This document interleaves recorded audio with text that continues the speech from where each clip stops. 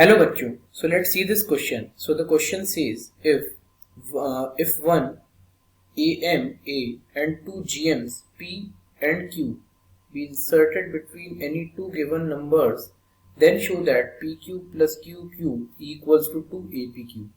तो इस क्वेश्चन में हमें बोला है कि आपके पास एक अरिथमेटिक मीन A है और दो ज्योमेट्रिक मीन्स P और Q हैं, उन्हें हमने इंसर्ट करा है कोई भी दो गिवन नंबर्स के बीच में।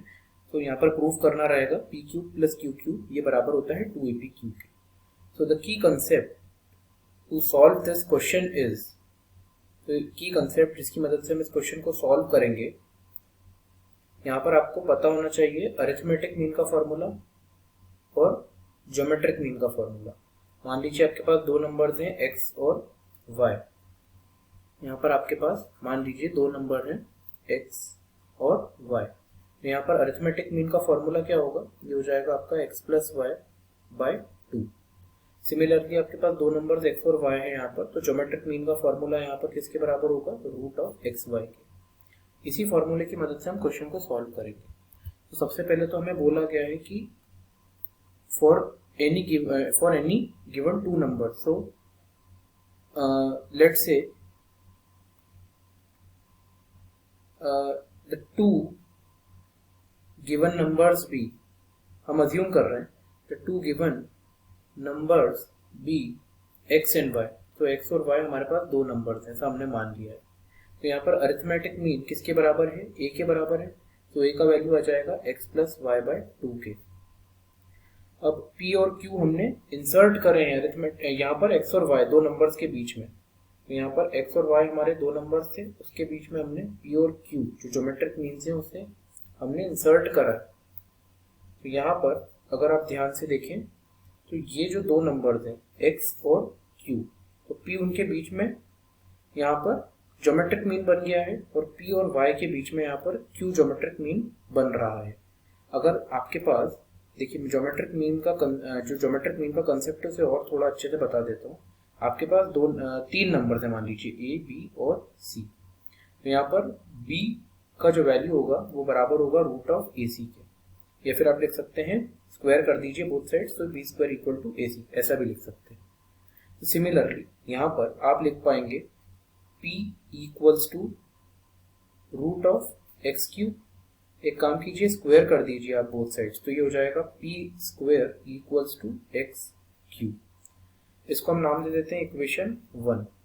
सिमिलरली यहाँ पर q जो है वो ज्योमेट्रिक मीन बन चुका है p और y के बीच में। यहाँ पर आ जाएगा q square equals to P y. ये मेरी इक्वेशन 2 हो गई।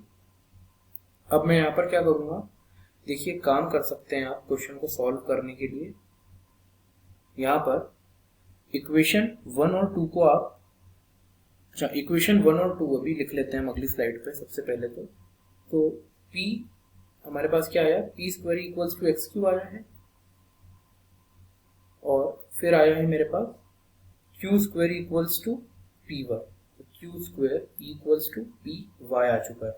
मैं यहाँ पर क्या करूँगा, मैं बोथ साइड्स यहाँ पर p का मल्टीप्लाई कर दूंगा। सिमिलरली यहाँ पे बोथ द साइड्स में q का मल्टीप्लाई कर दूंगा।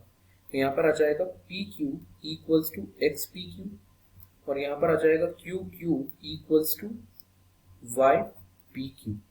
अब इनको हम इक्वेशन के नाम दे देते हैं। ये मेरी इक्वेशन 3 हो गई और मैं इसको इक्वेशन 4 बोल देता हूँ।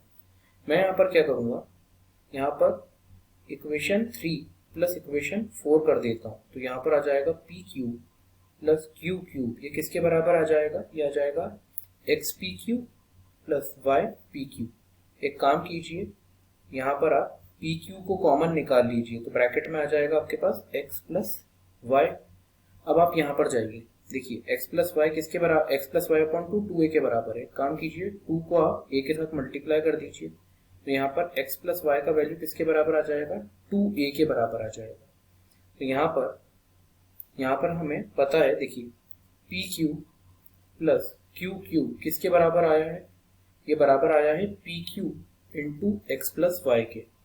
अब हमें पता है यहाँ पर x प्लस वाई किसके बराबर है, ये 2a के बराबर है। तो इसको हम रिप्लेस कर देते हैं। तो p q plus q q equals to, यहाँ पर ये रिप्लेस हो जाएगा 2a से, तो यहाँ पर कितना आ जाएगा, ये आ जाएगा 2a पी क्यू अब आप क्वेश्चन पे जाइए, आपको प्रूफ क्या करना था, p q plus q cube equals to 2AP q. तो यहाँ पर हमने इसको प्रूफ कर दिया है। अब क्योंकि हमने इसे प्रूफ कर दिया है तो मैं यहाँ पर लिख सकता हूं, मैं यहाँ पर बोल सकता हूं, so we have proved this question using the concept of arithmetic mean and the geometric mean. So hence proved, guys. Hence proved. So we have proved this question using the concept of arithmetic mean and geometric mean. So I hope you understood it well. Wish you best of luck.